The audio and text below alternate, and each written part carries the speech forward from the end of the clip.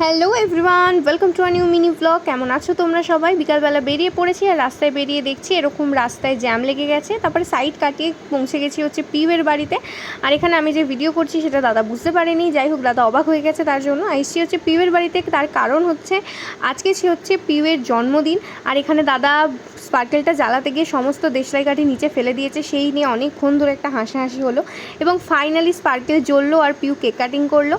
আর এই হচ্ছে এদিকে আমি তো ঘেমে নেই একাকার হয়ে গেছে, আমি প্রচণ্ড পরিমাণে ঘামি। আর যার জন্মদিন সে নিজেই আজকে রান্নাবান্না করতে শুরু করে দিয়েছে।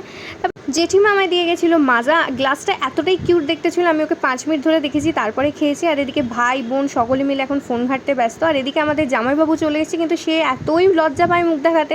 অনেক রাজি করি তাকে বলেছি একটু তাকাও প্লিজ, তাই জন্য তাকে একটু হাই করে দিয়েছে। তারপর অনেকটা রাত্রি হয়ে গেছিলো, আমি খাওয়া দাওয়া করে নিয়েছিলাম।